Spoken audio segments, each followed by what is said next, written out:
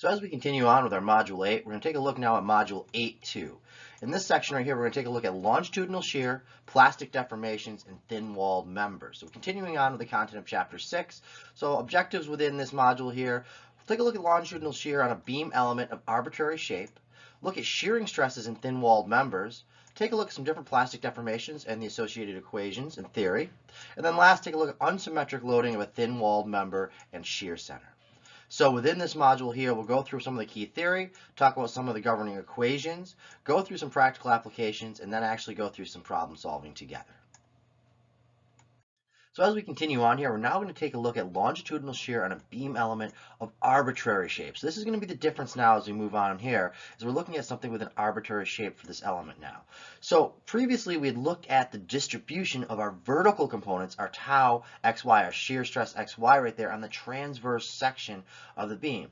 But as we move forward, we now want to take a look as we want to consider the horizontal components, or our shear stress here, our tau xz of our stresses right there. So we can go back over to our beam right here because we're going to consider that same prismatic beam with an element defined. Now the difference is though for a curved surface for the CD, D prime, C prime right there. So we go back over, there's our prismatic beam AB right there. And what we note about this, okay, we can see it's simply supported here at A, and at B right there we have these two loads or point loads P1 and P2, and we have a distributed load here, our W right there. We can see this is C, we're going to be looking at our element right there, and that's a distance X away from our point A over here. Now if we look at this beam in our in our YZ plane right here, we notice here is that we have a vertical plane of symmetry. So coming right down on Y here, that's our plane of symmetry right there. So if you look on either side, the left or the right side of that, those are identical. So that is our vertical plane of symmetry for this prismatic beam AB. So now let's take a look at that element here. So again, this is the element defined by a curved surface, the CD, D prime, C prime right there. So we can come back over here to the second diagram.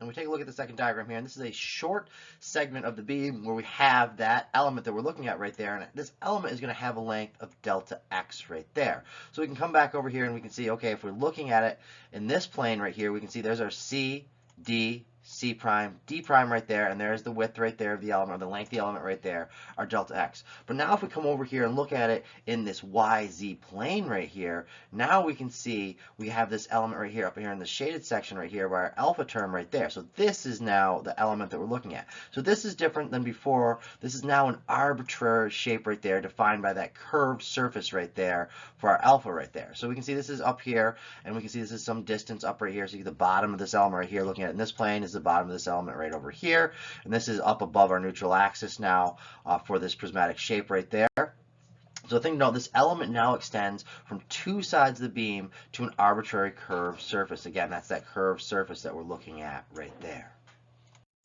So the next thing we want to do, now that we have this element defined right there, our C, D, D prime, C prime right there, let's take a look at that and take a look at all the forces that are going to be exerted on our element right here. So now we can go down to this bottom diagram right there. This is similar to what we saw before on the previous section of this lecture right here.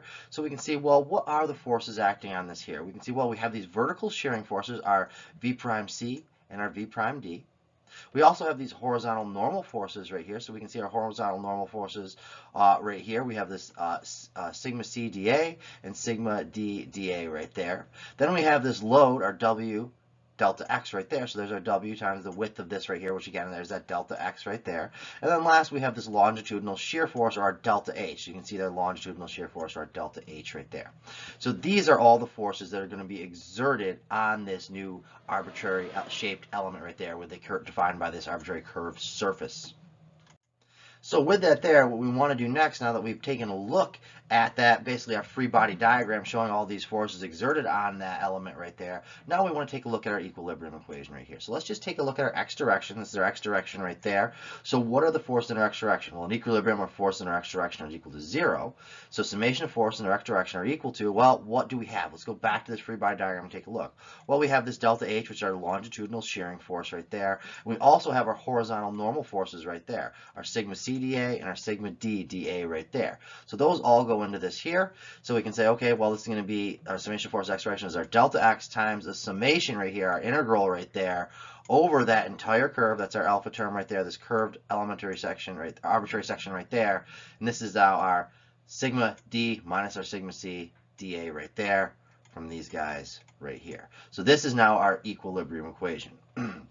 So minus the differences in our integration areas, this is the same result that we obtained before, which is going to lead to the following equations that we've seen before down here from equations 6.4 and 6.5 in our textbook right there, where we have our delta H right there, which is our longitudinal shear exerted on the beam right there, is equal to our VQ over I times now our delta X right there, where we have our V as our vertical shear in the section, our I is the centroidal moment of inertia for the entire section, and our Q is the first moment of the shaded area with respect to the neutral axis. So that's a little bit different here is how we're defining our Q right here. The first moment of the shaded area with respect to the neutral axis, where again, this is our shaded area right there, defined by the alpha term right there.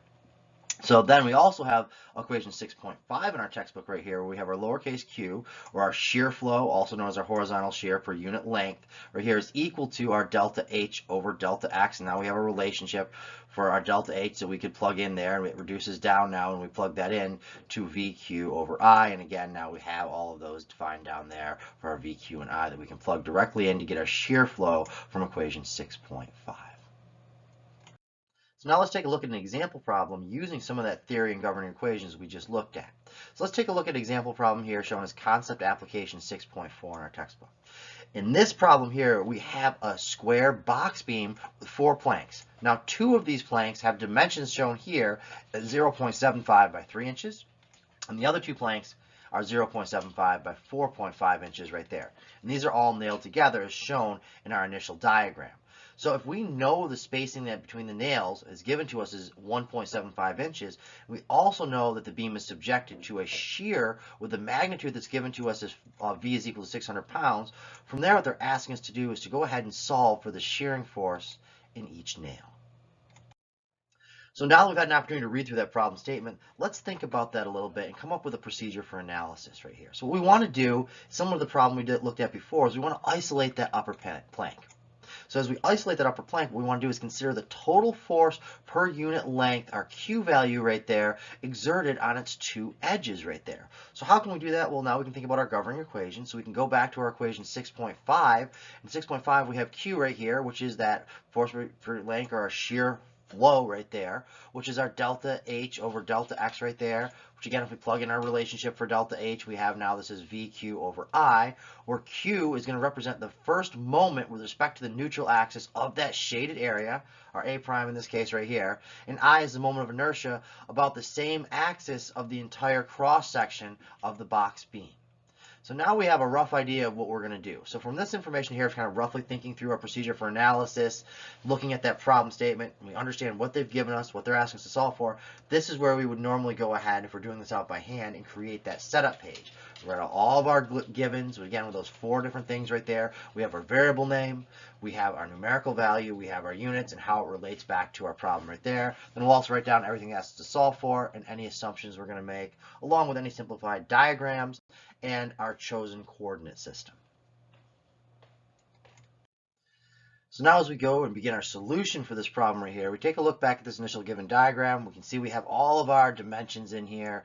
So we can see the width of this beam. There's our 3 inches by our 0.75 inches, and that's on the top and the bottom. Those are those 2 planks right there. And then for the 2 side planks, we can see those are 0.75 inches wide, and they have a length of 4.5 inches. So we have all 4 of these planks, and we can see where they're nailed together with those 4 nails right there. So they tell us in the problem statement, again, this is a square box beam, and it's constructed from 4 planks.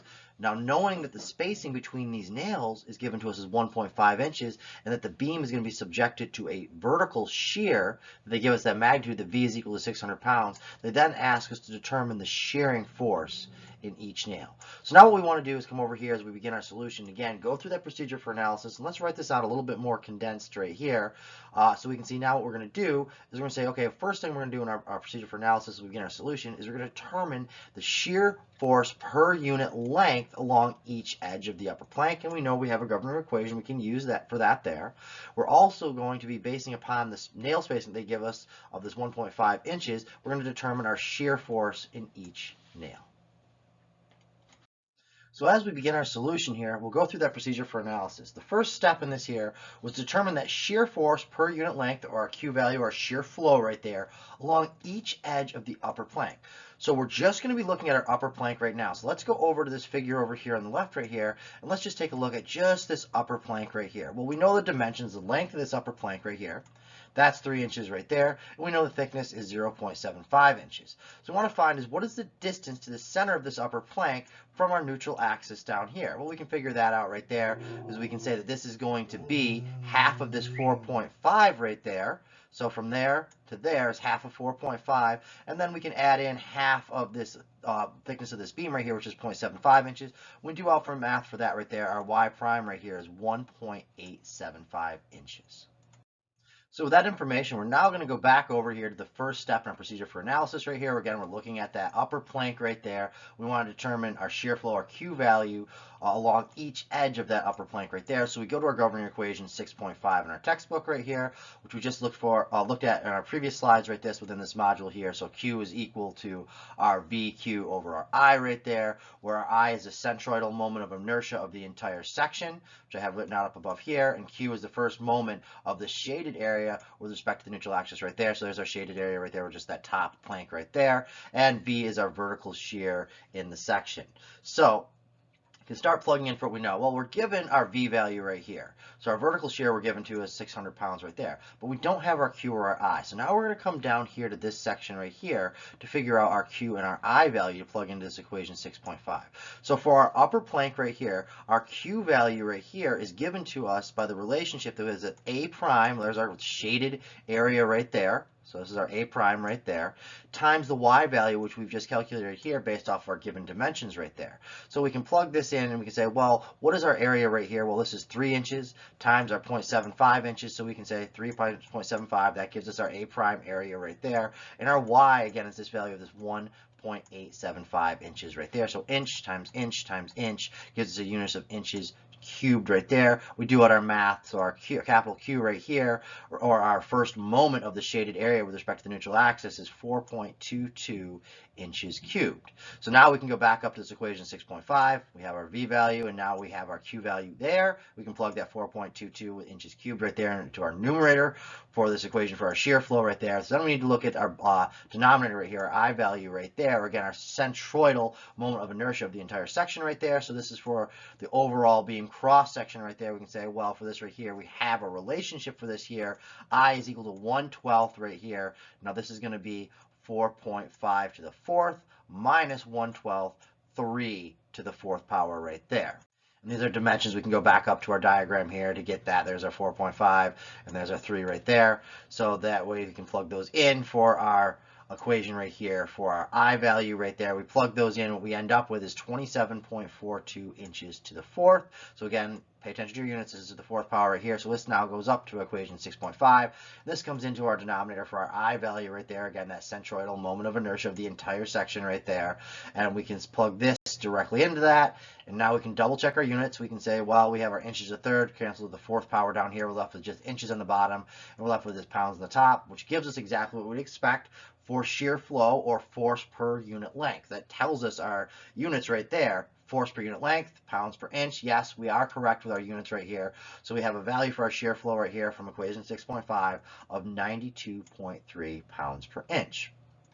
Now, if we want the edge force per unit length right there, we can take this Q and divide by 2 right there. So simply right here, our edge force, our lowercase f right here, is Q over 2, which when we do out the math right there, that's 46.15 pounds per inch.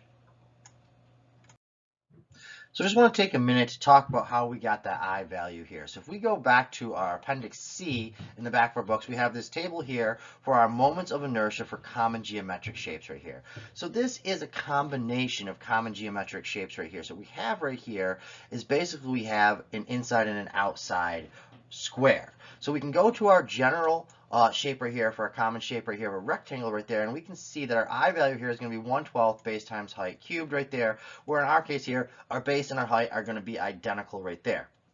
So what we can say is, I've drawn down here, we have this basic shape right here. We have the red and we have our green squares right there. So if we take a look at each one of these individually, we can go up here and say, well, this is our red, our outer square right there. So this is our outer square right there. We can say, well, this is going to be 4.5 by 4.5 right there.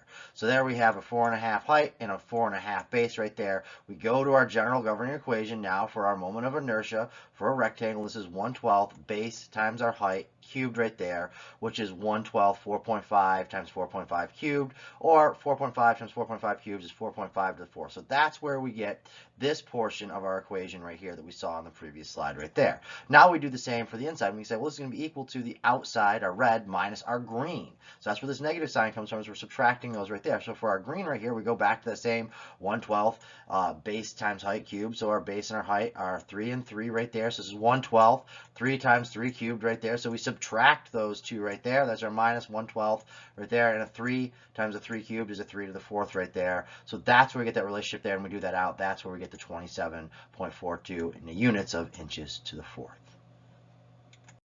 So now going back to our problem, we look at the last part of this here, and this is asked us that based upon that nail spacing that they give us, that 1.75 inches between each nail, we then need to determine our shear force in each nail right there. So we can see that our F right here is equal to this F right here, which is the edge force per unit length right there, that lowercase f right there, times that distance between each nail we're calling our cursive lowercase l right there. So we can plug in our values right there. Well, our lowercase f right here, that edge force per unit length, was found to be 46.15 pounds per inches. So pay attention to our units right there. So this is in pounds per inches right there, times the inches, the spacing between each of those nails, which is 1.75. We can see our inches cancels with our inch, which is just going to leave us with that force right there in each nail, our shear force in each nail right there.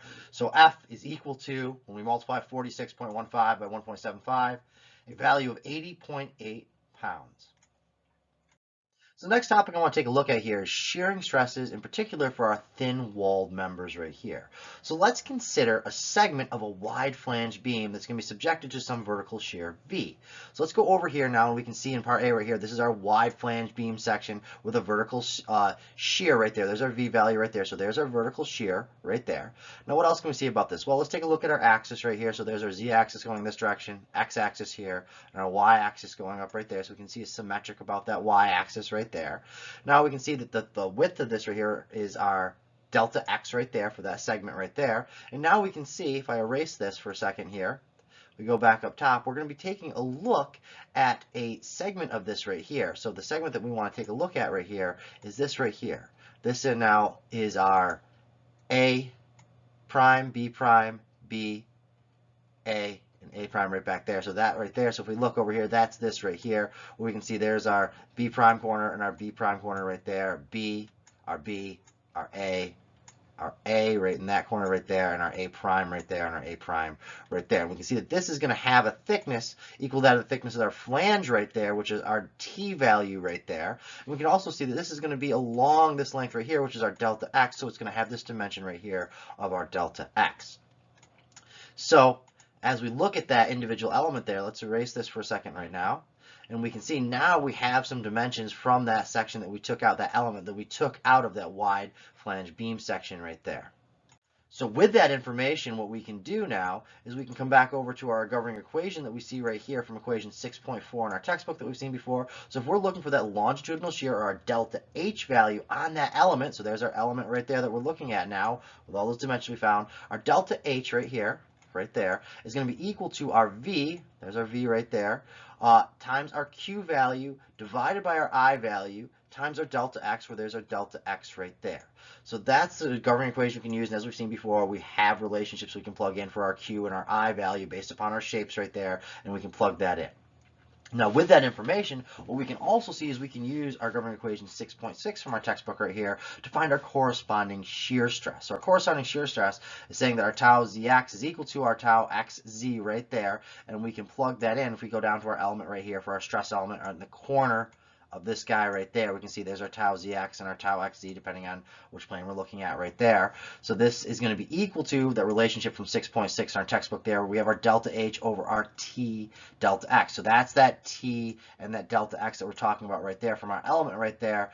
And then we can plug in our relationship for our delta H from up top there, plug that in down here, and this is VQ over I delta X. What we can see is our delta X and our delta X are going to cancel. What we'll end up with is this relationship here where we have our VQ over our IT is equal to that shear stress. Now this should look familiar. We have previously found a similar expression for shearing stress on the web right here. Our tau right here, our shear xy right there is equal to VQ over IT right there.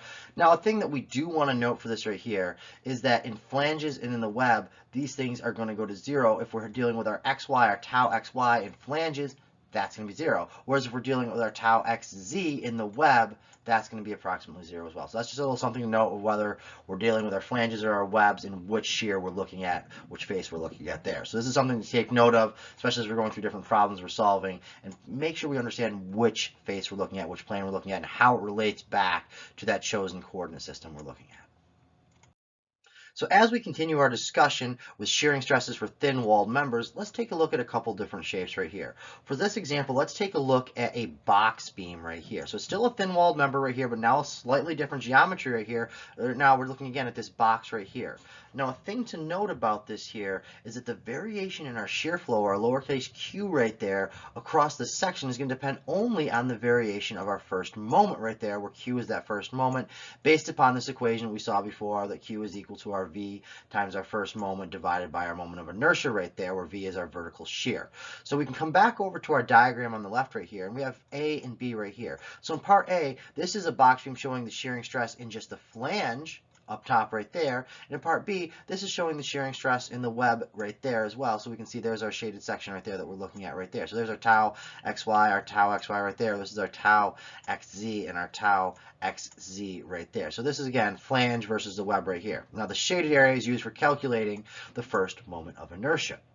Then we see our definition, the first moment of inertia of the shaded area with respect to our neutral axis, and that's our value for Q. So if we're taking a look at a section within this box beam right here and want to analyze our shear flow, one thing that we can note right here is that for a box beam that we're looking at here, the Q is going to grow smoothly from 0 at A right there to a max at C and C prime right down there at our neutral axis right there. So we can see there's our A where our load, our shear right there is, and we can come down here where our Q is going to be a max down here at our C and our C prime right there. And then we're going to see as we continue on past the neutral axis right there and go back, it's going to be back to 0 at E. So we come back down around here to E, down here on the bottom on either side of that, and that brings our Q value back to a 0 as we get back to E. Again, going past that neutral axis where our C and C prime are, where this is going to be at a maximum. Another thing to note as we're looking at this right here is that the sense of our Q right here, or our shear flow right there, in the horizontal portions of this right there, so our horizontal portions of this may be deduced from the sense in the vertical portion, so we can look at that, how it flows right there, through that right there, or from the sense of our shear as well, V. So now let's go back to our discussion dealing with our wide flange beam right here. So if we go over to our diagram on the left, we can see we have these wide flange beam sections showing our shearing stress, and we see in part A, it's looking at the shearing stress in our flange right up top here. So there is our tau xy, our shearing stress in the flange right there. We also have over here in part B, we have our shearing stress in the web right there. So there is our tau xy showing our shearing stress in the web right there. And again, if you note these shading areas of this right here, the shading area is going to be used to calculating our first moment of that area right there, where again this is our Q value, the first moment of the shaded area with respect to our neutral axis. And we can see there's our neutral axis right there on both parts A and part B. Now what we can see here is, so for the wide flange beam, the shear flow is going to increase symmetrically from 0 at our A and A prime right there. So if we look right here, there's our A and A prime on that top flange of the beam right there. And it's then going to reach a maximum at C, where C is directly at our neutral axis. So this is similar to what we saw for that box beam as well on the previous slide right there. And then again, once we get past that neutral axis, we're going to see it's going to decrease again as we get down in our flange right here to our E and E prime. So now if I erase these markings right here, what we can see is if we come down to this bottom diagram again right here, we can see the actual magnitude of these arrows changes for a visual effect for us there. So you can see it's a small, larger, larger, larger, largest across the neutral axis, decreasing, decreasing, decreasing, decreasing. So this is a good visual representation by looking at the length or the magnitude of those arrows and relating it back to that shear flow that we just discussed there, of how it's going to be 0 at our A prime right there, and then reach a maximum value at our neutral axis at C, and then decrease back down here on the bottom flange for E and E prime back to 0 right there. A little side note right here, this continuity of the variation in our Q, or our shear flow, think about it as flow right there, and the merging of Q from the section's branches suggests an analogy back to our fluid flow and some of the other courses you may have taken right there. So just think about that, and it kind of makes sense as we talk about this as our shear flow right there for our lowercase q. So next let's take a look at plastic deformations. So with this, what we want to do is we want to consider a beam, a simple cantilever beam here, beam AB that we see over here on the left in this diagram right here. So we can see this is a cantilever beam having a maximum moment PL at the section BB prime right there. So this is our BB prime. This is where it's a fixed right to the wall right there. So this is again a cantilever beam is fixed to the wall at that section right there, BB prime right there, and we can see the moment. Well, moment is force times perpendicular distance. So if we have this external moment, or external force right there, P, applied at point A, then the distance right here is L. That's why we have a maximum moment here of P times L. So we can tell this is a rectangular cross section of the beam right here. And again, it's subject to that concentrated load because it's right at the end there. It's concentrated right at point A at its free end. So a thing to note here, as long as this PL, that moment, that a concentrated load times that distance right there, L, is less than or equal to our M sub y, where M sub y is our maximum elastic moment, then the beam is going to remain elastic. Now, if we were to come out a distance away from, rather than looking at this at B prime right there, we're to come out a little distance right here to C prime right there. What we can see in this diagram here is the cantilever beam is exhibiting partial yielding right there, and we're showing an elastic core at this section C prime right there, and you can see the distance right there. That's 2 times our y sub y right there, which is the distance right there. There's the top y sub y, the bottom y sub y. That's where the 2 comes from right there in that relationship. So now if we go down to the bottom figure right here, we take a look at a fully plastic cantilever beam right here. What we can see now right here is we have our y sub y is equal to 0 right there, as that touches right there at our B prime right there. What we can see now is that this cantilever beam is having a P sub L is equal to our M sub P, where M sub P is the plastic moment right there, which is equal to 1.5 times our My right there. Again, that My again is our maximum elastic moment right there. So we can see that that no longer follows this relationship right here, that our P sub L is less than or equal to our M sub Y right here. We can see that it's 1.5 times our M sub Y right here. So this is a fully plastic cantilevered beam in this example right here. So as we continue on with plastic deformations, one thing that we want to recall here is that we have our M sub y, or our maximum elastic moment, is equal to this relationship right here. We have our I over C times our normal stress here, our sigma sub y right there. So pay attention to our indices. There's a y there and a y there for our moment and our normal stress right there. Now, for the situation where we have our M is equal to our P sub L, which is less than this maximum elastic moment, then the normal stress does not exceed the yield stress anywhere along the beam.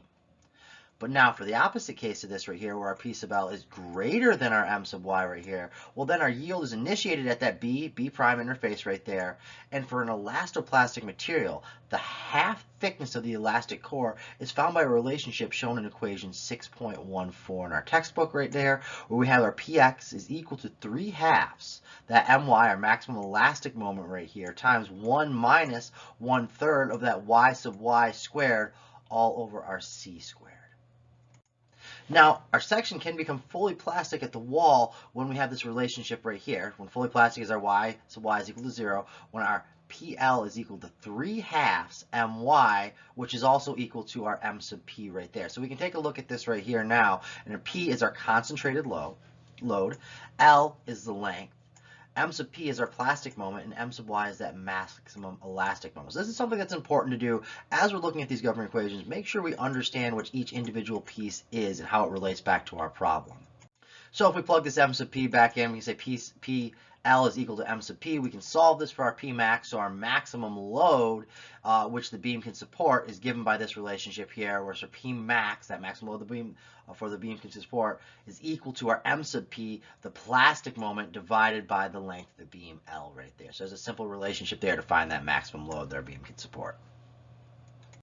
So as we continue on with plastic deformation, let's take a look at this figure down here. So we can see we have a part A and a part B. In part A, we have a beam segment that's in a partially plastic area. So if we look at this right here for part A, we can see this is partially plastic. There's our plastic in our gray area up top here, gray area down here, and we have the elastic area in our blue right here. So now what we can do is if we just take a look at the section DC and D double prime, C double prime right there, that section right there, that element right there is going to be fully plastic. So So we can come over here into part B of this figure right here, and we can see now we have this D, C, D double prime, C double prime right there, and now we can see we have our sigma sub y going off like this here. Now, the preceding discussion is really only focused on our normal stresses. Let's now consider a horizontal shear force, or our delta H right here on that element right there, for this element that's completely within the plastic zone. So again, this was fully plastic. We saw that right here. So this is now a horizontal shear force on an element within the plastic zone. So we have this following relationship right here. This delta H is equal to a negative, we're talking about our normal stresses right here, sigma sub C minus sigma D times dA right there. Now we can see for our sigma D and sigma C right there, we go back up to our diagram. Let's clear this off just for a second so we can look at this. And if we take a look now at that section, that element right there, that's purely in our plastic zone right there, what we can see is now this is sigma y. So our sigma C and our sigma D are both our sigma y. So that's where we come up with the right-hand side of this equation right here. So this delta H, or our horizontal shear force, is equal to a negative sigma y minus sigma y times dA, which is then equal to 0 right there. Why is this equal to 0? Well, you have a sigma y minus a sigma y, so that's going to go to 0 right there times dA, so this whole thing goes to 0 right there. Therefore, the shear stress is 0 in the plastic zone is what that's telling us. No matter where we are in the plastic zone right there, that shear stress is going to be 0 for that element right there. So let's take a look down at the diagram down below at the bottom here. We have a parabolic shear distribution in elastic core right there. So we can see there's our elastic core right there. We can see our plastic regions on the outside and the plastic regions on the outside right there. So we have here now our shear load is carried by the elastic core. So if we take a look at equation 6.15 in our textbook right here, we can see that our shear stress tau xy right here is equal to this relationship that we've seen before, our 3/2 P over A prime times this 1 minus our y squared over y sub y squared right there, where our A prime, the area right there, is given by 2b y sub y. So going back to our diagram, we can see that 2y sub y comes right here, because if we're in that elastic region right there, because we're talking about our elastic core right there, if we're in that elastic region, there's our 2y sub y. Area is our base times our height, so that's our height right there is a 2y sub y, and our base would be across right here, our base measurement right there. So now we can also take a look at right here the situation that our max right here, our tau sub max, is going to be equal to our 3/2 P over A prime right there. And the reason for this right here is because as this becomes equal to 0 right there, when we come down here where our y is right at that point right there, where our 2y sub y is equal to that right there, we just simply have the left-hand side of the equation right here, because 1 minus 0 is simply 1, so we're just left with our 3/2 P over A prime right there. Now, if we're looking at that relationship right there, what we can tell now is as our A prime decreases, then our T max is increasing. That's again because these are inversely proportional. A prime is on the denominator right there. So as that decreases, it's going to cause our total value right here for our max shear stress right there to increase. And this may eventually even reach our T sub y.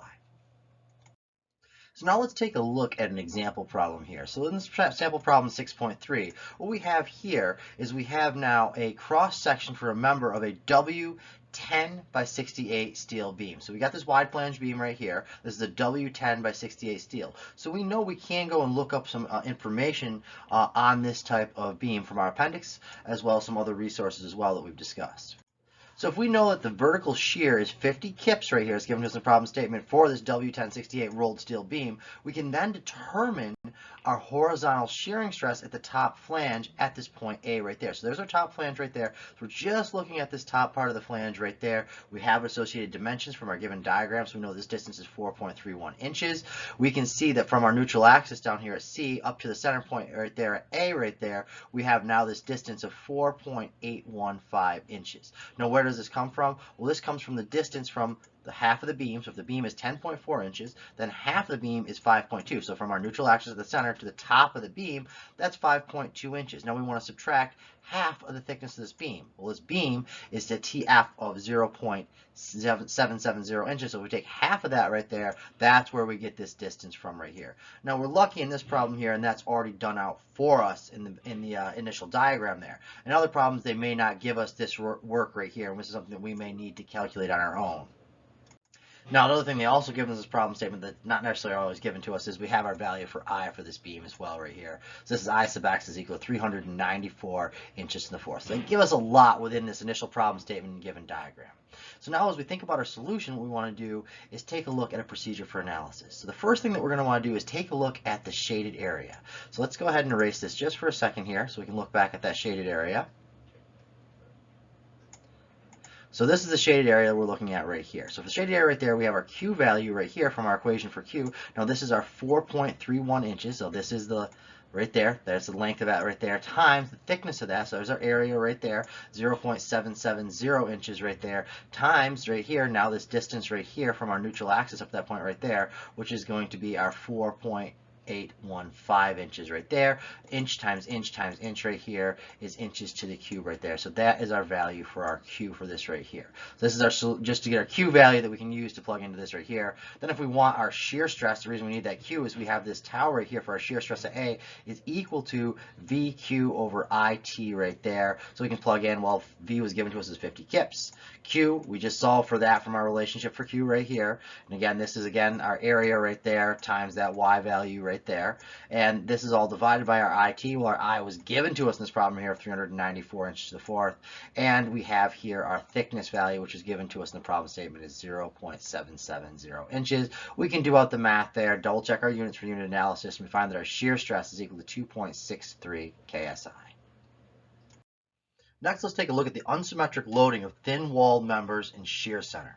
So up until this point, we've really been analyzing the effects of transverse loading that's been limited to members passing through this vertical plane of symmetry and to the loads applied in that plane.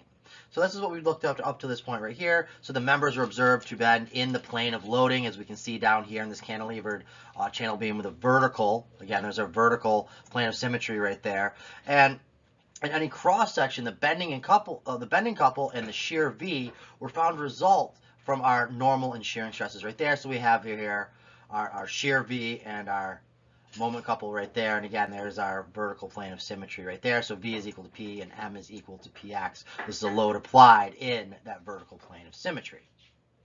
So now we want to take a look at the unsymmetric loading of these thin-walled members in shear center. So with this one here, we go back to those same two diagrams we just looked at there. We have that cantilever beam with a vertical plane of symmetry right there. So we can see our vertical plane of symmetry right there, vertical plane of symmetry right there. So it's symmetric on either side of that right there. So the beam is loaded in a vertical plane of symmetry, deforms in the symmetry without twisting. So you can see there's no twisting going on there. With deforms, you can see it just kind of bends down right there like that. So this relates back to equations 4.16 and 6.6 in our textbook right there. We have our sigma sub x right here. Normal stress in the x direction is equal to a negative moment times that distance y right there from our neutral axis, all divided by I. And our tau average, or average shear stress, is equal to our V times Q over our IT right there. And this goes back to equation 6.6. We just looked at this in a couple other example problems within this module as well. So that's the case right there. We're dealing with the symmetry about the vertical plane right there. Now let's just talk about it being without vertical plane of symmetry. So this is going to bend and twist under loading right there. So we can see if we load this way and we basically took that top beam, turned it 90 degrees upright like that, and now you can see that load at the end there that we've seen before, and there's our C right there. So now we can see that that's not a vertical plane of symmetry right there. So we can see our C is not going to be symmetric through that right there. So we do have our neutral axis going this way now that we can look at right here. And what we can see now here is when we apply this load right here, we still have this value right here that our normal stress sigma sub x right here is equal to that same negative m, our moment, times that y value right there all over I. But our tau average right here, our average shear stress, is no longer equal to this V times Q over our IT.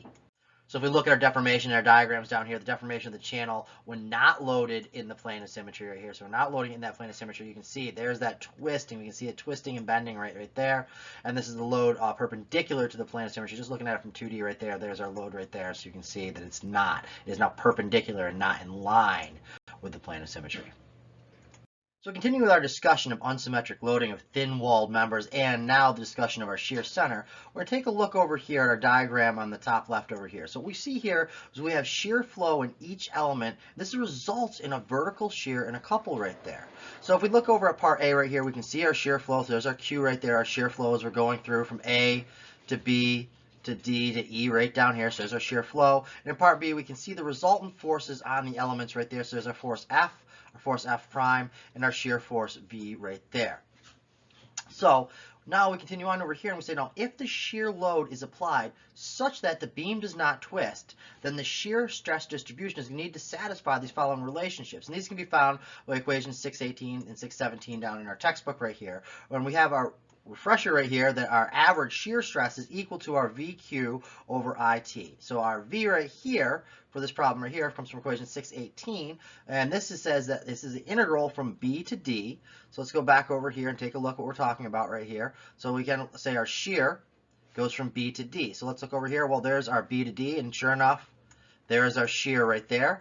So this is the integral from B to D of our shear flow, our Q ds right there. So that's that equation right there to get our V to plug back into this relationship for our average shear stress right there.